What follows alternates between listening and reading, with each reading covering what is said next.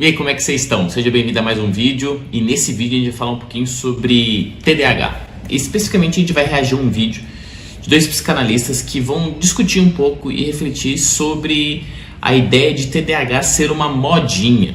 E nesse vídeo que a gente vai reagir, a gente vai levantar alguns pontos importantes que você, que é TDAH ou conhece alguém que é TDAH, um filho, enfim, um aluno, possa pensar e prestar atenção em possíveis sintomas e sinais para você encaminhar para alguém responsável por avaliar e começar uma intervenção. Cobrado? Vamos para esse vídeo. Eu deixei ele acelerado para a gente não perder tempo e ser o mais rápido possível. Cobrado? Bora. Né? Você acaba identificando um pouco na infância. Se você, né, eu como professora, agora vou falar como psicanalista, nos casos que eu já tive e que já recebi, porque faz tempo que eu não pego hiperativa.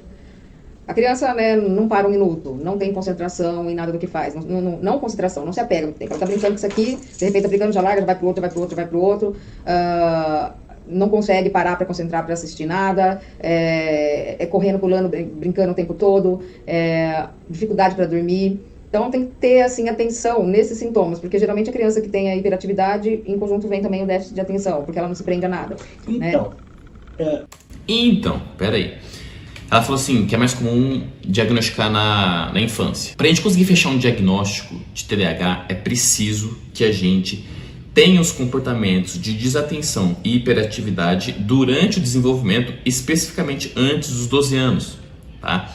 Então, para eu conseguir fechar um diagnóstico, mesmo que seja na fase adulta, eu preciso fazer uma varredura na história desse indivíduo para saber se durante o desenvolvimento, nesse período de 12 anos aí dele, ele realmente tinha esses sintomas, essas características respectivas do TDAH. E aí a gente pode dividir o diagnóstico em misto, onde o indivíduo vai ter tanto os sintomas de hiperatividade como de desatenção. A gente tem também o tipo do TDAH relacionado à desatenção e somente ao hiperativo. Então a gente tem 3 quadros aqui de possível diagnóstico dessa criança ou dessa pessoa, tá? Então assim, não é tudo junto. Pode ser que você tenha só desatenção, pode ser que você tenha só hiperatividade, ou pode ser que você tenha os dois comportamentos, os dois sinais e sintomas bem fortes, tá? Então isso vai depender e aí você precisa ter um olhar clínico bem estabelecido para saber diferenciar tudo isso, tá? Vamos continuar aqui. Aproveitar da boa noite para a Rita, no YouTube, tá com a gente. Boa noite, Rita. Boa noite, Rita. Eu conversando com um psiquiatra esses tempos atrás, exatamente sobre o TDAH. E, aliás, mandar um grande abraço, uma pessoa que eu tenho um carinho muito grande, Dr. Laerte Eugênio Pérez, realiza um dos treinamentos mais fantásticos que tem. Dr. Laerte é incrível, faz um trabalho. Todo mundo agora é déficit de atenção. Seguinte, ele falou, Eliseu, se ouve muito falar de TDAH, todo mundo agora é déficit de atenção e hiperatividade. Todo mundo. Virou modinha, ele diz. Virou modinha todo mundo dizer. Então vamos seguir. Eu tenho déficit de atenção. Você aprendeu a escrever? Entendi. Você aprendeu a ler? Uhum. Você consegue assistir uma TV? Você consegue ver um vídeo? Então você não tem déficit de atenção. Ele falou, o déficit de atenção é algo muito mais sério. O déficit de atenção realmente vai impedir a criança de aprender. Vamos lá. É falsa essa premissa, tá? Dizer que se você aprendeu a escrever, se você aprendeu a ler, se você consegue ver um filme, se você consegue jogar videogame, ver um anime, se você consegue fazer isso por muito tempo, quer dizer que você não é TDAH? É mentira, tá? Isso não condiz com a realidade. É fato que crianças que apresentam TDAH, que são TDAH, elas têm uma dificuldade, muitas vezes, que pode atrapalhar no processo de alfabetização, no processo de coordenação motora, em conhecimentos relativos à escola. Mas isso não quer dizer que você que aprendeu não tenha TDAH. Eu conheço, e a literatura mostra pra gente, pessoas que são capacitadíssimas, que têm TDAH e mesmo assim, por exemplo, são doutoras. Então já quebra a premissa de que se você sabe ler, se você fez doutorado, quer dizer que você não é TDAH. Não, sabe por quê? Porque a gente vai adotando estratégias. A gente vai adotando estratégias para conseguir manter o seu engajamento em uma atividade. Então, dizer que é modinha porque toda criança que é hiperativa apresenta TDAH não é bem assim não. Mas também a gente não pode dizer que simplesmente porque eu tenho uma facilidade acadêmica eu não sou TDAH. Então essa premissa é falsa, tá? Alguns seguidores meus já vieram falar lá no Instagram o seguinte: Fred, eu fui no médico, fui no psicólogo e eu tô apresentando as características do meu filho, da minha filha pro médico Eu tô falando das dificuldades dele e aí a pergunta dele é a seguinte: seu filho, sua filha, ele vai bem na escola? E aí eu falo que sim, porque eles vão bem na escola. Aí o médico fala, então eles não têm TDAH. É mentira isso, tá? Isso não é verdade. É simplesmente assim, não é verdade, não condiz com a realidade. É preciso que a gente averigue com mais cuidado essas dificuldades da criança, tá? Vou comentar mais coisas, mas vamos deixar o vídeo rolar aqui. A criança vai ter muita dificuldade, só que juntaram as duas coisas. Juntaram a hiperatividade com o déficit de atenção. Estou trazendo as palavras do Dr. Laerte, tá? Não são palavras minhas, não sou especialista no assunto para poder falar.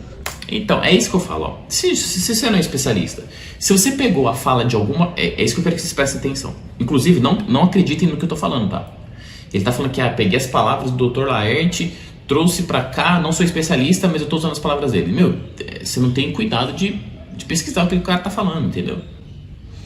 Você entende? Então, por mais que eu esteja falando, por mais que você encontre alguém falando sobre esses assuntos, questione, pesquise, não acredite simplesmente na fala de alguém. Então, quando o cara fala assim, não sou especialista, mas estou usando as palavras do Laerte, está sendo irresponsável nesse sentido, de não averiguar a informação, de não saber se isso é fato ou não. Como eu falei, a gente divide o diagnóstico, pode ser desatento, hiperativo ou misto. Então, peraí. Então, estou trazendo as palavras do Dr. Laerte. Juntaram as duas coisas. Então, toda mãe que tem problema é TDAH agora. Já vem com o diagnóstico da escola. Não, depende da escola, né? Não. Depende do professor também. As pessoas estão generalizando e não é bem assim. Porque eu tenho assim, vários alunos que eu bato o olho e falo, não, isso aí não é hiperatividade, isso aí é falta de educação mesmo. Ou esse aqui é problema de comportamento. Não é assim, você vai, é hiperativo só porque a criança não para, porque ela é mais ativa. Então, se for assim, toda criança é. Então, a gente tem que observar algumas coisas. Por exemplo, quando ela fala assim, quando eu bato o olho e vejo que isso aqui é malcriação ou é problema de comportamento, peraí, você está juntando tudo no meu balaio, tá? Então, não tem como você bater o olho e saber se a criança, o adulto, a pessoa é TDAH ou não. Tá, você pode perceber, quando você está muito envolvido, né, trabalhando em escola, trabalhando com criança, você acaba pegando alguns trejeitos, você acaba pegando alguns, entre aspas, macetes de como isso acontece na realidade.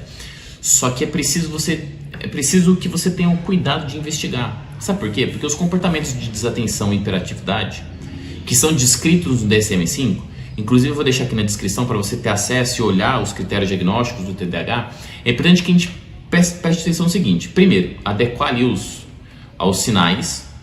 Outra coisa que você tem que prestar atenção é durante o desenvolvimento. Esses sinais, eles têm que aparecer durante o desenvolvimento. Ah, mas aconteceu isso depois na fase adulta, então isso não é TDAH. É uma outra coisa, sei lá, um transtorno neurocognitivo, enfim. E também ele tem que, essas características têm que estar presentes em mais de um lugar. Não é somente na escola.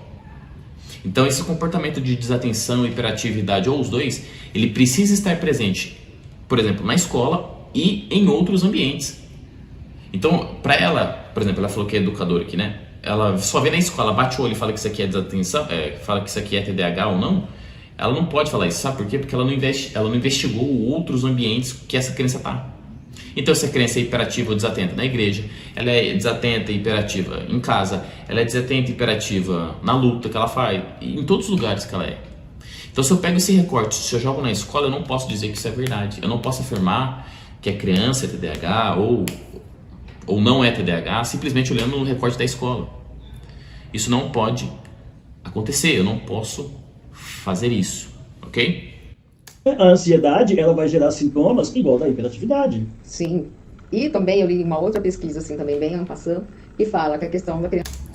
Cuidado, ó. Eu li em outra pesquisa en passant, ou seja, por cima. Eu li por cima essa pesquisa, então eu vou pegar esse olhar que eu tive por cima e falar que é isso. Você ficar na tela, né? Esse avanço da tecnologia, as redes sociais, tudo que a gente faz hoje em dia é tudo ali, ó, no automático, né?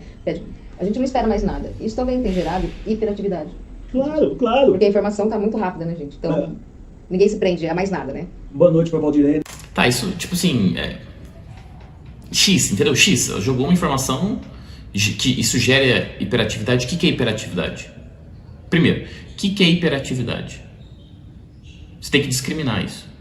O que você considera hiperativo? Então, novamente, quando você vai lá no DSM-5, está lá descrito as características, os comportamentos que você pode enquadrar ali em hiperativo e desatento. Então, falar que o uso de telas deixa você hiperativo, o que isso quer dizer na prática? A gente precisa operacionalizar isso antes de sair falando as coisas, entendeu? No YouTube com a gente. Então, essa é a questão, Sheila. Então, vamos imaginar o seguinte, ó. Eu vou abrir o meu YouTube aqui agora para você e vou te dar uma opção, tá? Nós vamos assistir um vídeo sobre TDAH. Eu tenho um vídeo aqui de 1h30 e um vídeo de 12 minutos. Qual dos dois você vai assistir? Depende se bom, você sabe que eu sou uma pessoa estranha. Quando eu me interesso por um assunto, eu vou ficar maratonando a coisa. Não, agora, coloquei aqui. Tá, pra ver na live, se a gente tem a live, é claro que a gente vai ver em 12 minutos. Qualquer pessoa vai ver o de 12 minutos. Eu não. Qualquer pessoa. Depois ela pode... Eu não. Respeita. Você viu? É complicado isso, sabe por quê? Porque assim, ele tá forçando o argumento dele, ele tá empurrando a barra pro argumento dele. Não, velho, não é verdade. Você tá desconsiderando a história de vida do indivíduo. Você está desconsiderando aquilo que é potencial reforçador para ele, entendeu? Ai, gente, é complexo.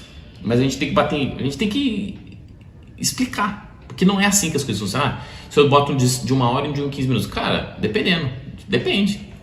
Se o TDAH ou aquele assunto tem um hiperfoco para ele, mano, ele vai embora. Ele vê o de 15 e vê de 1h em seguida. Até assistir de 1h30. Mas é tudo muito rápido, a informação está muito rápida. Então você vai fazer vídeos para a internet hoje, você tem que entregar o conteúdo em 3 minutos, senão ninguém assiste. Então eu sou maluca mesmo, porque eu sou... Sou maluca. Não, mas aí você está estudando. Mas é diferente, você está estudando, olha lá. Entendeu? Você está estudando. Respeita. Então é diferente. Você está focado naquilo. Isso aqui, uma coisa que ele falou é verdade, as pessoas estão acostumadas a informações rápidas. É só você ver o TikTok lá, que são vídeos muito, muito rápidos e tudo mais. Cara, mas... eu não posso... Entende? A discussão foi para outro caminho.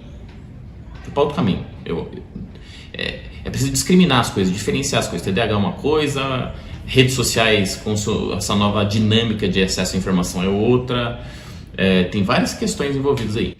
Mas as pessoas não querem saber. Dá um livro para uma pessoa ler hoje, da geração X. É X, né? Depois de 2000?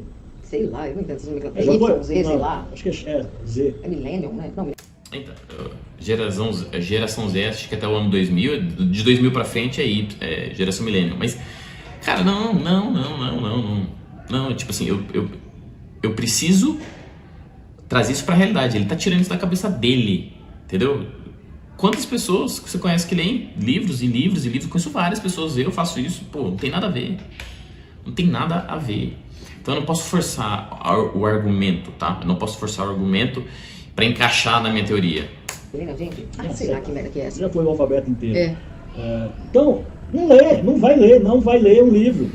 Irene Alves, boa noite. Mas eu tenho certeza que ele lê, que ele é diferente. Boa noite, Irene. Boa noite, Irene. Porque tá tudo muito rápido. E aí, eu gosto de acompanhar muito o trabalho de um psicanalista também que chama Marco Abudin. Ele é muito bom. E ele tava falando sobre... Tá bom. Lá. Não pode ser, isso não é necessariamente hiperatividade. Mas a Carol, ela começa o assunto, ela vai para outra coisa. Então, o Marco Abudin estava falando exatamente disso. Estava falando do Augusto Cury. Não é comprovado, né? Presta atenção, não é comprovado. Se não é comprovado, por que você vai falar, irmão? Por que você vai falar? Só para corroborar a sua ideia? É uma teoria do Augusto Cury, mas ele fala sobre a síndrome do pensamento acelerado. E eu vejo que o Augusto Cury tem muita razão no que ele traz. Porque nós não estamos preparados para toda essa tecnologia que veio para cima da gente nos últimos 20 anos. Primeiro, essa ideia, a síndrome do pensamento acelerado não existe, tá? Essa ideia do Augusto Cury não é corroborada pela ciência. Então, se você procurar nos manuais estatísticos aí de transtornos mentais, você não vai encontrar, nem no CID. Então, esquece. O que é isso? Ansiedade, beleza? Coloca lá ansiedade e aí você vai investigar certinho. Outra coisa importante que ele falou assim, a gente não está acostumado. É claro, pessoal, pensa assim, o nosso cérebro se desenvolveu ao longo de toda uma história evolutiva, tá? A gente sofre ao longo do tempo adaptações por pressões seletivas do ambiente, tá?